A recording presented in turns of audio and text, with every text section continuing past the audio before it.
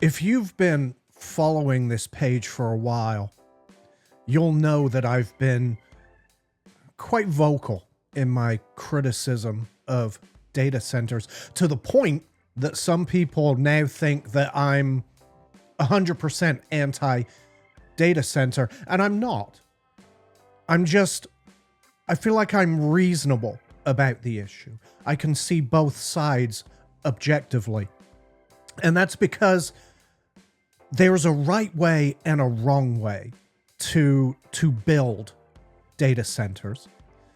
And up until recently, a lot of them have been done the wrong way.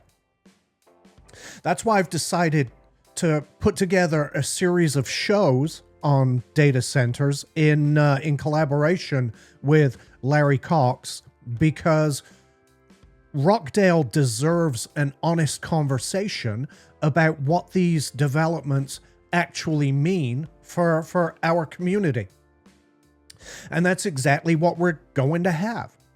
And you won't have to take my word for any of it, because we're going to have industry professionals on to answer your questions. You know, my concerns have always come down to three things.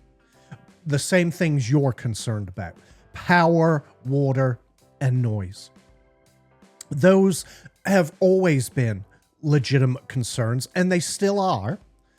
But just like every technological advancement, data centers have evolved over time, and my position has evolved with them. The power and water issues have largely been addressed by modern design and regulations. Of course, we'll be covering that in the series. The noise issue, though, has been slower to resolve, and there's a reason for that. For years, a lot of these data centers were being zoned as O&I, office institutional. And that was entirely the wrong classification for these things.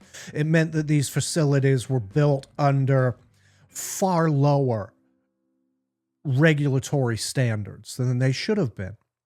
And the noise turned out to be a real consequence of that.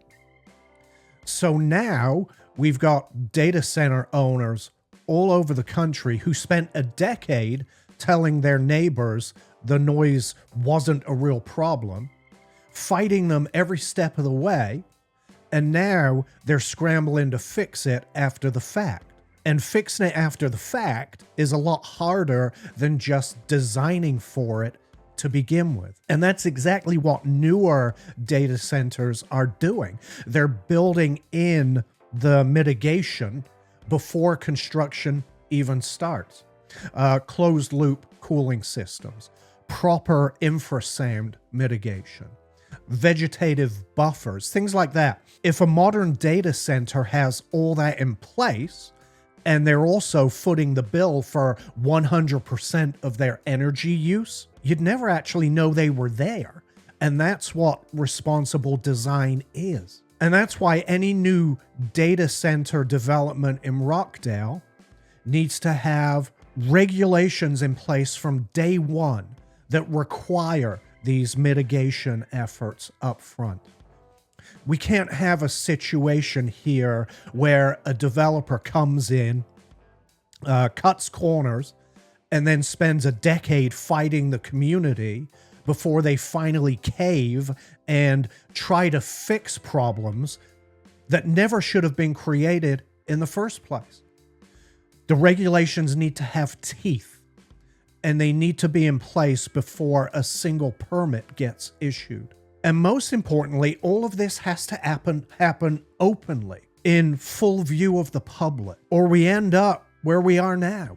DC Blocks is a great example of how things can go wrong even when the facility itself isn't necessarily the problem. I don't know if you've seen it, but the building that's there right now isn't necessarily ugly.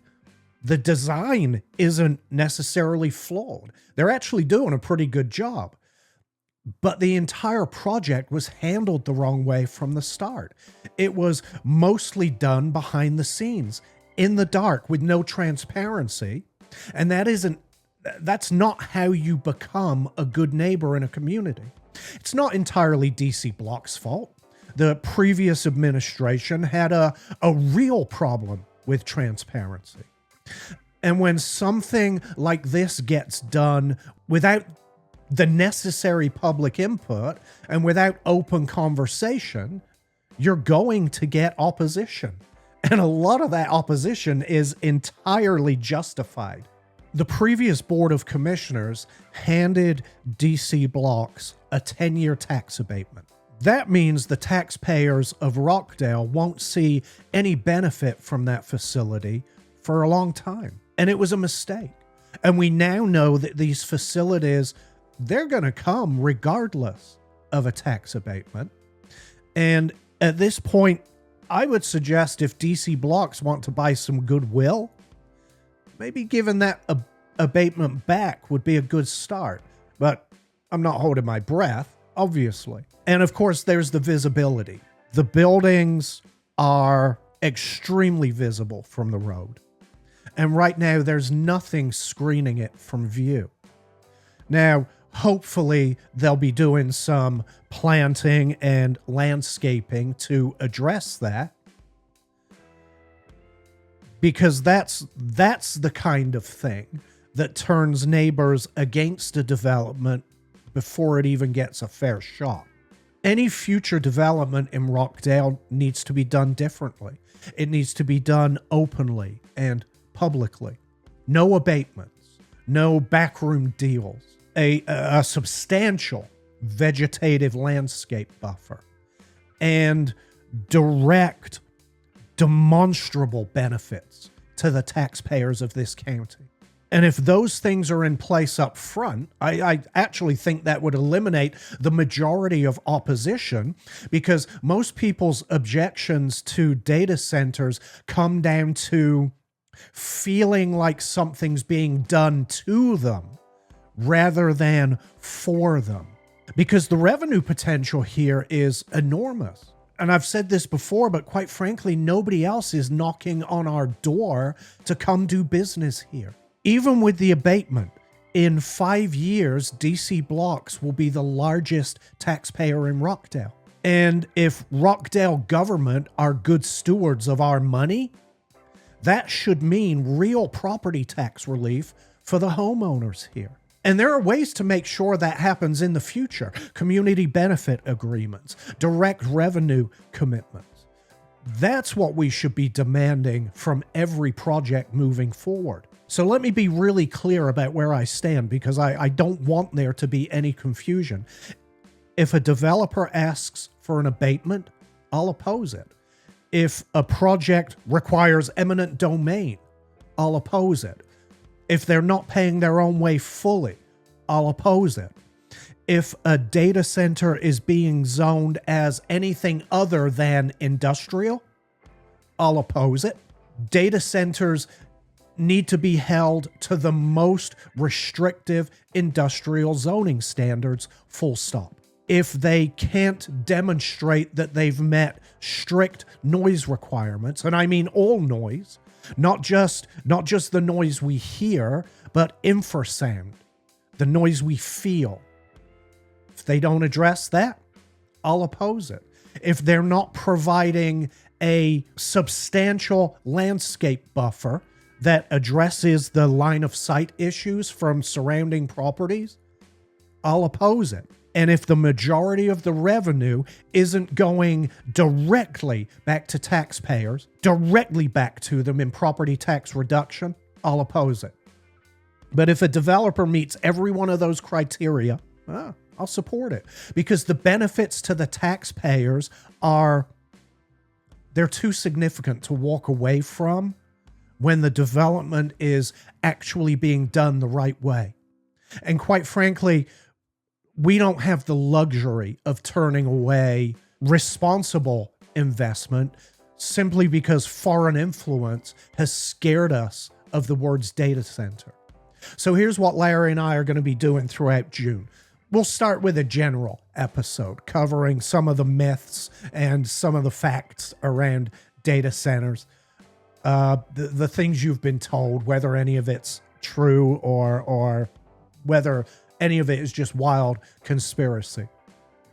Then after that, we're going to bring in the experts in each area to go deeper, to address your concerns and try to give you a complete picture of what modern data center development actually looks like. I'm not going to be shilling for either side on this. I'm on the side of data and facts. I'm on the side of transparency and accountability. And I'm firmly on the side that says that this should only come to Rockdale if the homeowners of this county benefit from it directly. And that means that the money doesn't simply disappear into the general fund to get wasted on new salaries, courthouses, and administrative buildings. Pardon me. And if all of those pieces fall into place, I'll support new data center development here in Rockdale County. So listen, go ahead and follow this page and stay tuned for the series throughout June. And for now, I would ask you to keep an open mind until you've heard both sides of the debate. And yeah, keep an eye here. I'll be publishing a schedule for when Larry and I will be doing these shows, and hopefully you'll tune in.